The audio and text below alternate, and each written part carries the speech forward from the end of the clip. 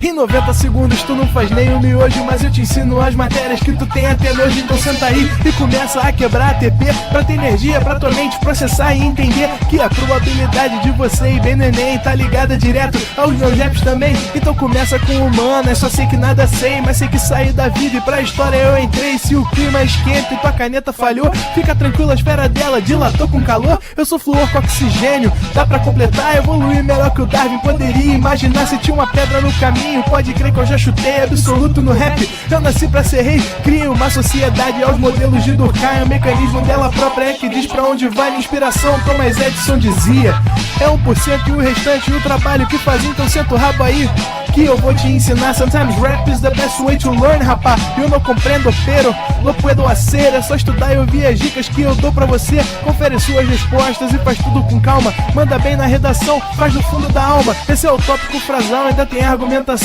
E a resposta pra você eu deixei na conclusão. Se tá nervoso, se acalma pra mandar bem. E se liga nos vídeos que eu te preparo pro Enem.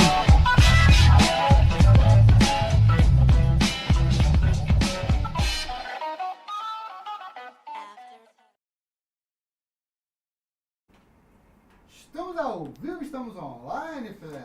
Salve, salve, galera! Muito boa noite, sejam todos muito bem-vindos a mais uma aula de português. Boa noite, Renan, como é que você tá? Tudo bem, certo. Maravilha! Bem, hoje nós vamos começar a parte de análise sintática. E nós vamos começar pelo começo, pelo sujeito. Então, dentro dessa análise de sujeito, a gente vai falar sobre o período simples. E o que a gente viu na última aula? O período simples é aquele formado por uma única oração, consequentemente, por um único verbo ou por uma única locução verbal, tá bem? Então, quando o período for simples, a gente analisa a função sintática com base na construção dos termos da oração. Quais são os termos da oração? Os termos essenciais, os termos integrantes e os termos acessórios. Qual é a diferença deles? Os termos essenciais são considerados aqueles sem os quais a oração não vive. E a gente vai ver que tem uma incoerência nessa informação hoje ainda. Por quê? Se é a ideia de o termo sem o qual a oração não vive, não vai fazer muito sentido haver um sujeito chamado sujeito inexistente, né? Ou seja, é aquela oração que não tem o sujeito de fato. Mas enfim, isso a gente vai deixar para o segundo tempo, tá? Então a gente diz que os termos essenciais da oração são sujeito e o predicado. Os termos integrantes são aqueles que, se retirarmos das orações, eles ficam faltando. E eles servem para poder trazer a complementação das orações. Quais são? Os complementos verbais. E esses complementos verbais a gente analisa de acordo com a estrutura do verbo, se o verbo é um verbo intransitivo, verbo transitivo direto, verbo transitivo indireto, se é um verbo de ligação, enfim. Os complementos nominais, que completam o sentido de um nome, e o agente da passiva.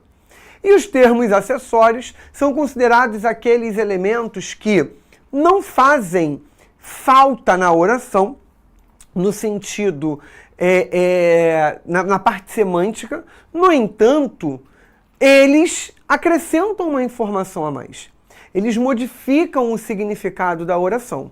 E aí seriam o adjunto adverbial, o adjunto adnominal, o aposto e o vocativo, que não é bem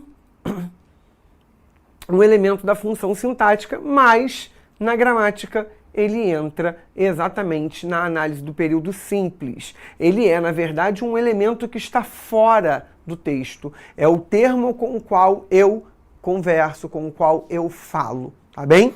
Bom, dentro dessas informações básicas, hoje a gente vai falar sobre sujeito. A gente vai falar sobre tudo isso daqui, mas hoje a gente vai falar sobre sujeito, tá bem? O sujeito vai ser chamado, como eu falei, daquele termo essencial. Ele é considerado um termo muito importante para a oração. E o que é o sujeito? Primeira coisa que eu preciso que vocês entendam é aquela necessidade de nós desconstruirmos uma ideia que se faz de sujeito há muito tempo. As pessoas dizem que sujeito é o termo que pratica ou que sofre a ação do verbo.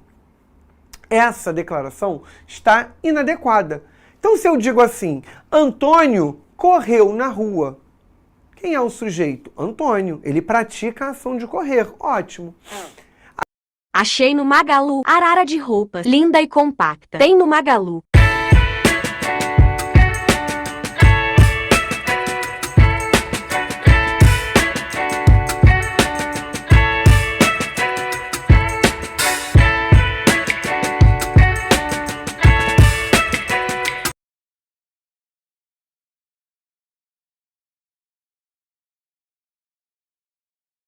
A definição adequada de sujeito é: sujeito é o termo sobre o qual se declara algo, sobre o qual se fala alguma coisa. E aí, dentro desse universo, a gente tem 5 tipos de sujeito. O sujeito simples, o sujeito composto, o sujeito oculto, também chamado de sujeito elíptico ou do sujeito desinencial, o sujeito indeterminado e o sujeito inexistente. O sujeito inexistente também pode ser chamado de oração sem sujeito. Bem, neste primeiro tempo a gente vai ver até o item 3. No próximo tempo a gente vai ver esses outros 2 aqui. E aí, para que eu possa identificar o meu sujeito, eu tenho que considerar a primeira coisa que eu falei com vocês, na semana passada, a ordem dos termos. Então vem comigo no quadro. Considerando a ideia de ordem direta, eu vou ter sujeito, verbo e complemento. Sujeito, verbo e complemento. Essa vai garantir o que a gente chama de ordem direta. Toda oração é construída com base na ordem direta? Não. Nem toda oração é construída dessa forma. Mas vamos pensar a partir da ordem direta, ok? José está na rua. Bem, quando eu penso a partir disso, eu tenho que olhar sempre para a ideia sobre quem se está falando e a ideia de onde está o verbo. Então, o verbo está aqui, ó, verbo estar. O verbo estando ali, eu pergunto para o verbo, quem está na rua? Ou o que está na rua, porque o sujeito nem sempre é uma pessoa ou um animal, ou seja, nem sempre é um ser vivo. O sujeito é qualquer ser, podendo ser um objeto, podendo ser um lugar, enfim, um sentimento, tá bem? Então, quem está na rua? Eu vou perguntar para o verbo isso. Quem ou o que está na rua?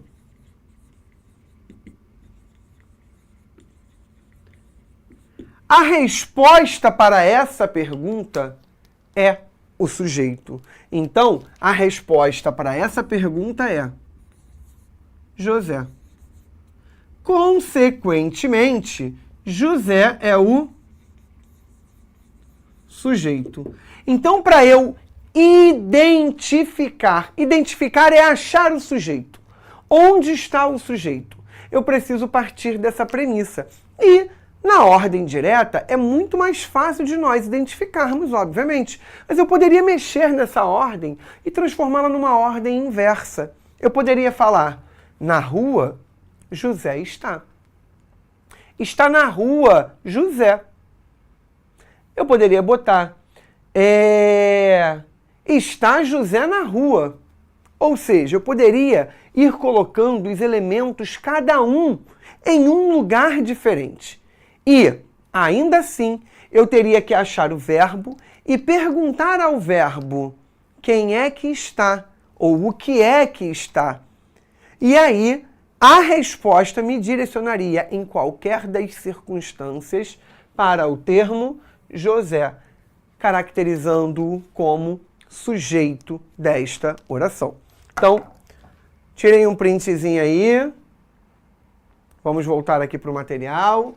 Bem, é o termo da oração sobre o qual se declara alguma coisa, como eu já falei, pode ser substituído por pronome pessoal do caso reto. Então, olha só, a gente quando estava estudando sobre pronomes, a gente falou sobre os pronomes pessoais do caso reto e os pronomes pessoais do caso oblíquo. O que eu falei com vocês? Os pronomes pessoais do caso reto podem ocupar o lugar de sujeito das orações, porque eles podem conjugar os verbos. Os pronomes oblíquos ocupam o lugar dos complementos. Então aquela frase, eu vi ele na rua, está errada por quê? O ele é pronome pessoal do caso reto e está ligado ao verbo completando o sentido do verbo. Então, ó, eu vi ele na rua. Quem vi? Eu. O sujeito do ver é o eu. O eu é pronome reto, correto. Agora, vi o que? Ele. Esse ele está errado. No entanto, se eu colocar vi a ele, muda completamente de figura, tá bem? Porque aí o ele, sendo antecipado por uma preposição, tornou-se aí um pronome oblíquo tônico. Nesse caso, ele pode substituir o complemento. Mas lembrem-se disso, pronome reto só substitui sujeito, tá bem? E o sujeito tem que concordar com o verbo. Quando houver sujeito, ele concorda com o verbo em número e em pessoa. Como assim em número e em pessoa? Primeira, segunda ou terceira pessoa do singular e do plural. Ou seja, com a ideia do eu, do tu, do nós, perdão, do eu, do tu, do ele ou ela, do nós, do vós ou do eles, elas, ok? Então reparem aqui nessas 6 frases. Brincavam despreocupadas as crianças. Não está na ordem direta. Vou no verbo, brincavam. Quem brincavam despreocupadas? As crianças. Achei o sujeito. Descontraídos, alegres e peraltas, na sala os garotos estão. O verbo, estão. Quem está nesse caso está em algum lugar, na sala. Quem estão na sala? Os garotos. Sujeito, os garotos. Para o mar, atraía minha atenção uma saudade enorme. Essa daqui eu quero que vocês quebrem um pouquinho a cabeça. Para o mar, atraía minha atenção uma saudade enorme. Olha o verbo, atraía. O que atraía? Quem atraía? Qual é o sujeito do verbo atraía? Essa daqui é um pouquinho mais complicada, por isso que eu quero que vocês já me apresentem a informação, tá? Enquanto vocês vão mandando aí, eu vou pular. Acabado o almoço, todos saíram. Verbo, saíram. Quem saíram ou o que saíram? Todos. Achei o sujeito. Animal mais inútil eu nunca vi. Verbo ver. Quem nunca vi? Eu. Eu nunca vi. Então, sujeito eu. De música, todo mundo gosta. Verbo gosta. Quem gosta? Todo mundo. Sujeito todo mundo. E aí aqui na 3, o que vocês colocariam como sujeito? Apenas identificando. Esquecem a classificação que a gente ainda vai começar a falar sobre ela.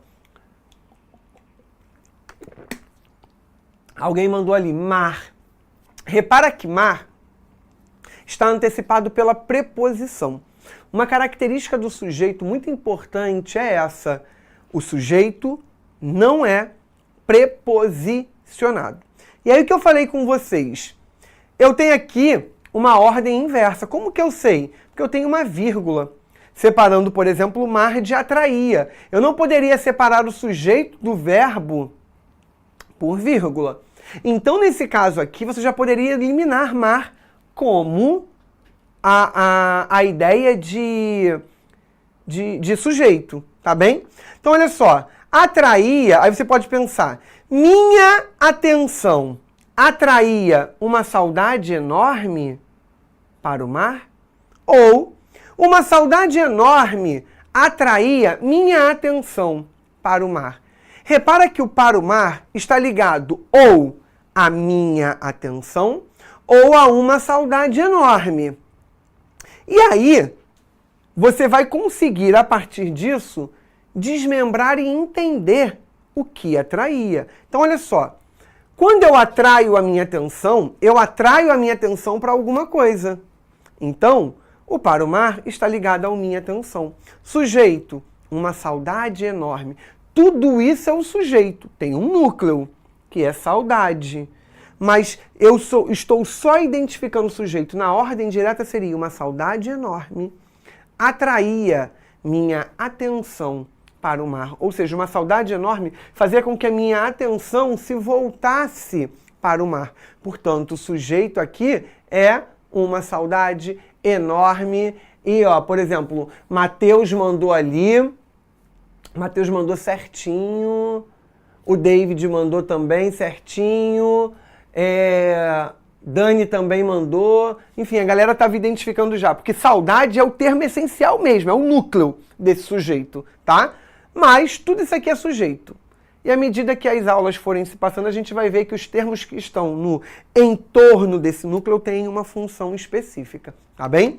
Bom, essa ideia do sujeito pode se caracterizar a partir daquele que pratica ou daquele que sofre. E é daí que surge aquela nomenclatura inadequada do sujeito, que o sujeito é aquele que pratica ou que sofre a ação do verbo, porque existe o sujeito agente e o sujeito paciente. Essa ideia do sujeito agente e do sujeito paciente vai acontecer na ideia de vozes verbais, quando eu tenho uma voz passiva, uma voz ativa, uma voz reflexiva. Então, o meu sujeito é agente quando ele praticar a ação do verbo. André cantou muitas músicas na festa. Sobre quem eu estou declarando alguma coisa? Sobre o André. Sujeito. Aí vai no verbo cantar. É uma ação. Nesse caso aqui é uma ação. Quem cantou? O próprio André, que é o sujeito. Se o André, que é o sujeito, praticou a ação de cantar, ele é um sujeito agente. Agora reparem aqui. Muitas músicas foram cantadas por André. Sobre o que ou sobre quem eu estou falando? Muitas músicas, diferentes daqui. Aqui eu estou falando sobre André. Aqui eu estou falando sobre muitas músicas. O que significa dizer? Muitas músicas caracteriza o sujeito. Tá bem? Bom, foram cantadas. Quem praticou a ação de cantar? Foram as músicas? Não, foi o André. Então o sujeito aqui é muitas músicas, mas ele não pratica a ação. Se ele não pratica a ação, ele é sujeito paciente. No entanto, eu posso ter a junção dos dois. Eu posso ter uma frase em que o sujeito, ao mesmo tempo, pratica e sofre a ação do verbo. O homem se tocou no rosto. Sobre quem ou sobre o que eu estou falando? Sobre o homem. Então, sujeito, o homem. Ótimo. Achei o sujeito. Vem no verbo. Tocar. Tocar-se, no caso. É um verbo que exprime ação? É. Quem praticou essa ação? O homem. Então, o homem é agente. Mas quem foi tocado? O próprio homem. Então, o homem praticou a ação de tocar no rosto. E o rosto no qual ele tocou é o próprio. Ou seja, ele mesmo sofreu a ação de ser tocado. Simultaneamente, ele praticou e sofreu. Eu me arranhei enquanto me coçava. Então eu, sujeito, pratiquei a ação de arranhar. E quem sofreu essa ação? Eu mesmo. Ok? Então, nesse caso, eu me arranhei. O eu é sujeito, agente e, ao mesmo tempo, paciente. Beleza? Bom, isso daqui vai fazer toda a diferença para a ideia, como eu falei, de vozes verbais. Tá bem? E aí, essa ideia, como eu também comentei, é a que caracteriza aquela noção errada do que é um sujeito. Mas o sujeito não se resume a isso daqui. E aí, os outros casos, Felipe, os outros casos não caracterizam nem sujeito agente, nem sujeito paciente. Ponto. É só sujeito e acabou. Tá? tá? O sujeito só vai ser agente ou só vai ser paciente se o verbo expressar uma ideia de ação. Acabou. Nada além disso. Tá bem? Pronto. Vamos falar agora especificamente sobre os tipos de sujeito. O sujeito simples é aquele caracterizado por um único radical. Um único radical. Então, às vezes, você pode ter um termo gigantesco caracterizado como sujeito. No entanto, ele só tem um núcleo. Esse núcleo caracteriza um sujeito simples. Vou voltar ali nos nossos exemplos.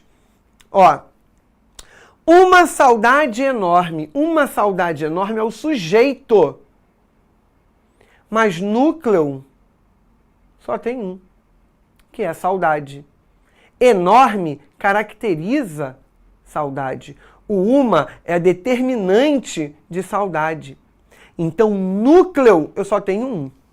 Ainda que eu tenha mais de uma palavra naquilo que eu chamo de sujeito.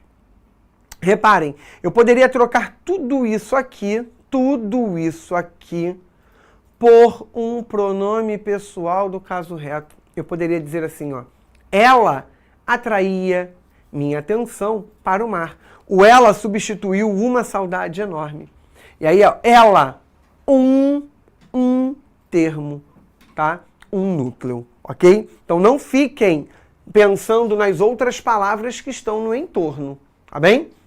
Reparem aqui, todos sabem a verdade. Sobre quem ou sobre o que eu estou falando? Sobre todos, sujeito. Quantos núcleos há ali? Um. A palavra todos está sozinha. Então, todos é o sujeito. Ela anda de bicicleta pelas ruas. Sobre quem ou sobre o que eu estou falando? Sobre ela. Ela é um pronome pessoal do caso reto. E é uma única palavra. Só tem um núcleo. Se só tem um núcleo, sujeito simples. Joana está feliz demais. Sobre quem ou sobre o que eu estou falando? Sobre Joana. Só tem um termo, é um substantivo aqui. Sujeito simples. E se fosse a Joana? Mesma coisa. Núcleo continua sendo Joana. A Joana é sujeito, mas núcleo do sujeito, Joana. Se eu dissesse a esperta Joana está feliz demais. Sujeito, a esperta Joana. Núcleo do sujeito, Joana. Ok? O núcleo do sujeito tem base no substantivo. Ou, em outra palavra, que exerça função de substantivo ou que possa substituir um substantivo. Exemplo de classe gramatical que pode substituir um substantivo: pronome substantivo. O que é um pronome substantivo que a gente viu? É o pronome que ocupa o lugar de um substantivo. Todos, ela. Tudo bem? Então lembrem-se sempre disso. Em oposição ao sujeito simples, eu tenho o sujeito composto. Qual é a diferença? No sujeito composto, eu tenho mais de um núcleo. Então, e aí mais de um núcleo explícito, tá? Não confundam com aquela palavra que traz uma ideia de plural que indica mais de um ser, no entanto é uma, que é o caso aqui, ó, todos. Você poderia falar assim, Felipe, mas todos indica muita gente. Então, composto? Não. Eu só tenho uma palavra, independente de ela indicar uma ideia de ser um único ser ou de vários seres, tá bem? Reparem aqui, ó. Todos e todas sabem a verdade. Sobre o que ou sobre quem eu estou dizendo? Sobre todos e todas. Eu passei a ter dois termos. Consequentemente, os dois são núcleos ali, tá? Então, eu tenho dois núcleos. Ela e você andam de bicicleta pelas ruas. Sobre quem ou sobre o que eu estou falando? Sobre ela e você.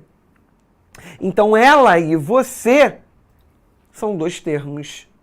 Nesse caso, eu passei a ter sujeito composto. Joana, Mariana e Jaqueline estão felizes demais. Sobre quem ou sobre o que eu estou falando? Sobre Joana, sobre Mariana e sobre Jaqueline. Eu tenho 3 núcleos. Reparem que o E faz parte do sujeito, mas do núcleo o E não. o núcleo é só Joana, Mariana, Jaqueline. São 3 núcleos, tá bem? E aí, repara, eu poderia falar assim, ó. Eu e você andamos de bicicleta. Eu e você. Eu e você. 2 termos. Sujeito composto. Mas eu poderia falar na mesma frase. Nós andamos de bicicleta. Nós faz indicação, faz referência ao eu e ao você. No entanto, nós é um único termo. Então, sujeito simples. Vem comigo no quadro rapidinho, ó. Aqui eu só tenho José. Nada além disso. E aí eu poderia ter a frase, ó. O incrível José. O incrível José. O incrível José do Brasil está na rua. Sobre o que ou sobre quem eu estou falando? Sobre o incrível José do Brasil. Reparem, o único termo que é núcleo aqui é José. Mas tudo isso é sujeito. Núcleo do sujeito, José. O não é núcleo, incrível não é núcleo, do não é núcleo, Brasil não é núcleo. E aí por quê? Incrível é adjetivo. Do Brasil é uma locução adjetiva. Como que eu comprovo que do Brasil é uma locução adjetiva? Poderia virar brasileiro. Poderia ser substituído por um adjetivo. Tá bem? Então, os termos que estão no entorno de um substantivo, quais são? Os pronomes demonstrativos, os pronomes possessivos, os artigos definidos e indefinidos, os adjetivos, tá bem? Esses termos, eles vêm no entorno. Eles não caracterizam núcleo, salvo quando o pronome assume o lugar do substantivo.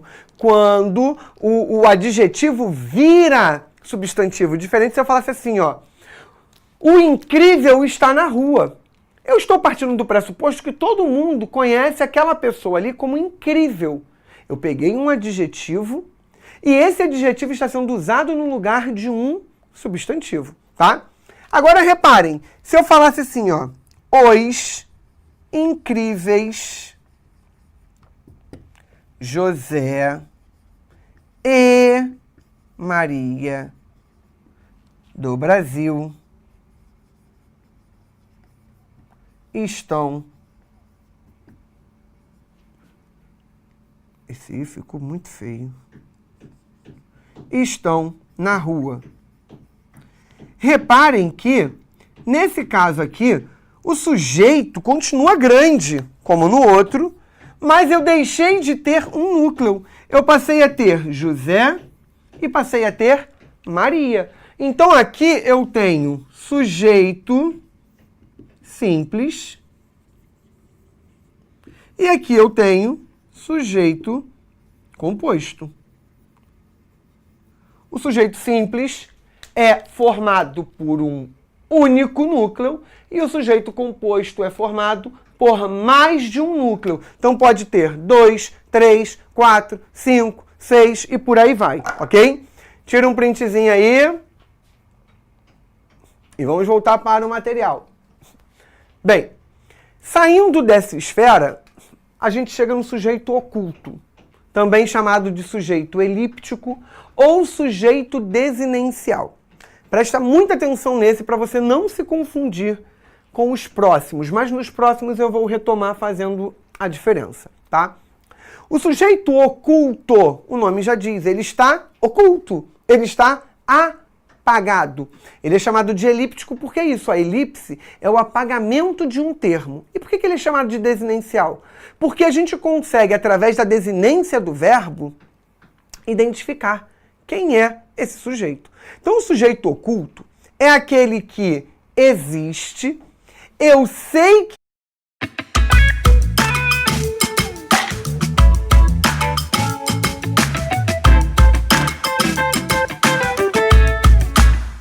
Nova linha Nebacetin Baby. Uma pomada que previne assaduras. E outra que cuida da pele sensibilizada, com 3 vezes mais regeneração. Nebacetin Baby. A pele do bebê se cuida assim. Eu estou falando sobre nós. Cadê o nós? Não está escrito aqui. Mas eu consigo identificar esse nós, ainda que ele não esteja ali. Repara. Mois, desinência, número pessoal. Por isso desinencial, desinência. Porque tem uma desinência no verbo que me permite fazer essa relação. E aí elíptico, porque eu apaguei, não está ali. Oculto, porque eu apaguei, não está ali. Simples. Então vocês precisam decorar esses 3 nomes porque são 3 nomes possíveis, tá? São 3 nomes que podem aparecer nas provas que vocês venham a fazer. Sem falar que o sujeito oculto também é um recurso de coesão para evitar repetições desnecessárias na produção textual de vocês, tá bem? Bom, andei de bicicleta pelas ruas. Sobre quem ou sobre o que eu estou falando? Vai no verbo, andei. Eu estou falando sobre o eu. Repara, eu não poderia falar ele andei, tu andei. Isso não existe. Nós andei, vós andei, eles andei. O único pronome que poderia ser usado aqui para conjugar esse verbo é o eu. Esse pronome é facilmente recuperado. E ao recuperar esse pronome, eu tenho um caso de sujeito oculto, sujeito elíptico ou sujeito desinencial. Amas demais os outros. Quem amas? Sobre quem ou sobre o que eu estou falando? Eu estou falando sobre o tu.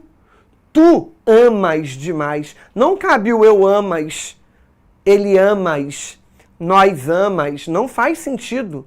O único pronome que pode ter esse tipo de desinência é o pronome de segunda pessoa do singular. E aí eu consigo identificar. Então, olha o que eu falei. O sujeito oculto existe, eu sei que ele existe e ele não está na frase.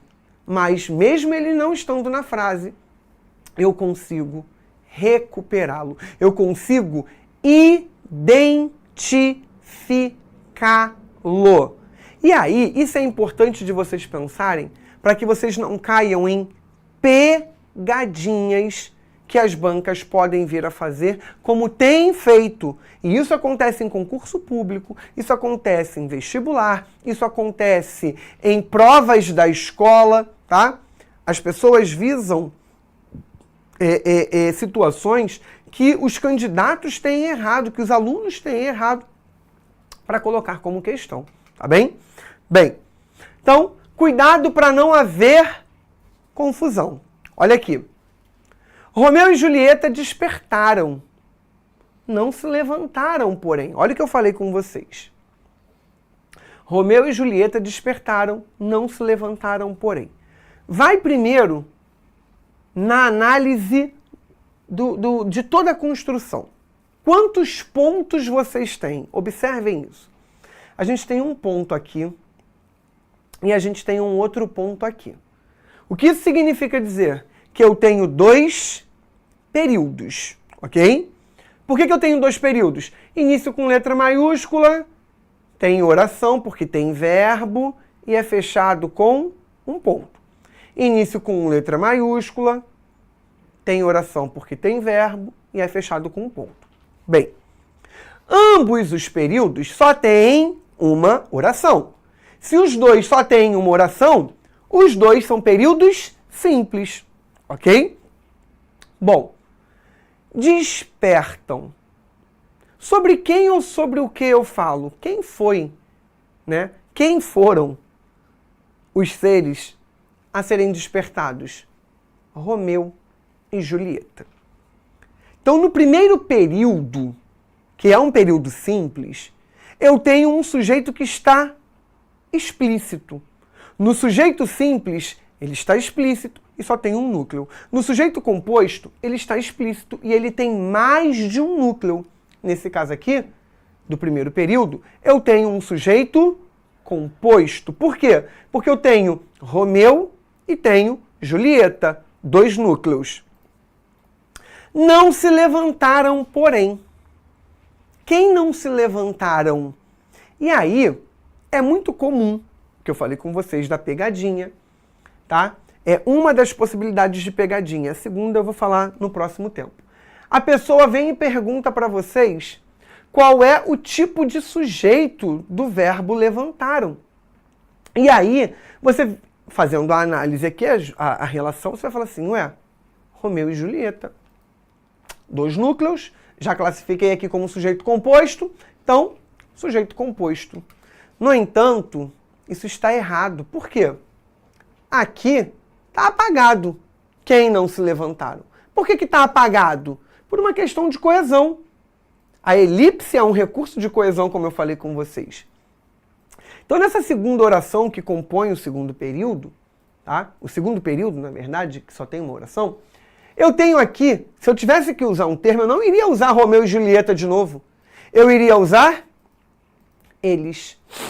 Eles não foi dito. Eles é extremamente recuperável, é extremamente fácil de ser entendido nesse contexto. Então, se eu tivesse que colocar um termo ali, depois desse ponto que fizesse, né, que exercesse a função de sujeito, eu teria Romeu e Julieta despertaram. Eles não se levantaram. Eu não iria colocar Romeu e Julieta de novo. E aí, eles não foi dito em nenhum momento de nenhum desses 2 períodos. Então, ao analisarem, tomem cuidado com os elementos anteriores. Observem, voltem no texto. Análise sintática, se não for retirado o trecho inteiro, olhem o que vem antes, para que vocês saibam a relação que se estabelece ali e não saiam marcando, porque senão, né, eu poderia acabar errando aqui, tá bem? Bom, vamos resolver uma questão aí sobre isso.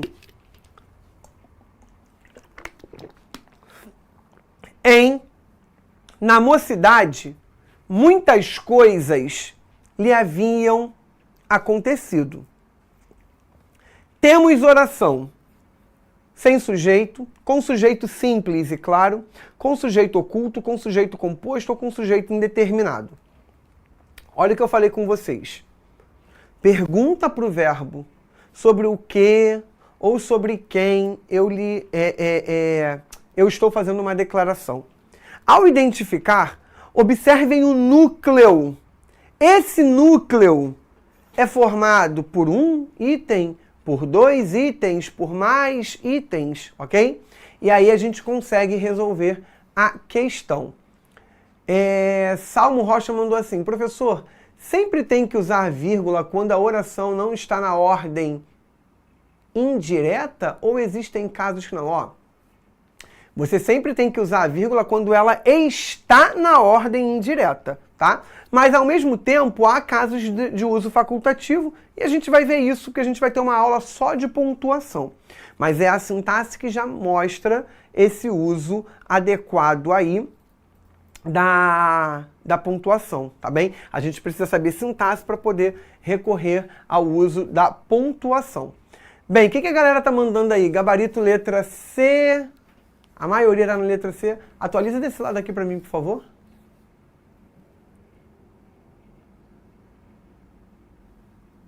Atualiza desse lado aqui para mim, por favor, para ver o que a galera mandou. Não mandaram, né? Tem gente mandando letra E, mas a maioria está na letra C. Vamos rufar os tambores, por favor, Juan. Olha só. Na mocidade, muitas coisas lhe haviam acontecido. Então, vamos botar na ordem direta para vocês entenderem. Muitas coisas lhe haviam acontecido na mocidade. O que lhe haviam acontecido na mocidade? Muitas coisas. Sobre o que eu estou falando? Sobre muitas coisas. Muitas coisas. Muitas indica a ideia de quantidade. Núcleo é coisas. O sujeito está aqui explícito e só tem um núcleo. Por isso é um sujeito simples. E claro, porque ele está explícito, está dito, tá? Letra B, faz com calma. Tenta colocar na ordem direta quando estiver na ordem inversa e observa o verbo. O verbo tá aqui, ó. Haviam acontecido. Ok? Foca no verbo para poder identificar o sujeito. Segunda questão. O sujeito desta afirmação com que se inicia o hino nacional é: ouviram do Ipiranga as margens plácidas de um povo heróico o brado retumbante. Você tem que colocar na ordem direta, tá? Qual é o sujeito? Não é o tipo. É um sujeito indeterminado, é o sujeito um povo heróico, o sujeito é as margens plácidas, o sujeito é do Ipiranga ou o sujeito é o brado retumbante. Tem uma opção aí que vocês podem eliminar de cara, porque eu já falei isso com vocês. Não existe sujeito preposicionado, ou seja, não existe preposição antes do sujeito, tá? Então, com isso, vocês já podem eliminar a letra D, porque aqui eu tenho, ó, do Ipiranga. Do é a preposição de mais o. Não pode existir sujeito, tá, com preposição antes. Então, o caso ali é um caso de sujeito indeterminado, ou a expressão um povo heróico funciona como sujeito, ou as margens plácidas funciona como sujeito, ou o brado retumbante funciona como sujeito. Vai no verbo. A galera tá mandando ali letra B na maioria, mas teve gente que mandou A e teve gente que mandou C, né? Vamos rufar os tambores, Juan, por favor?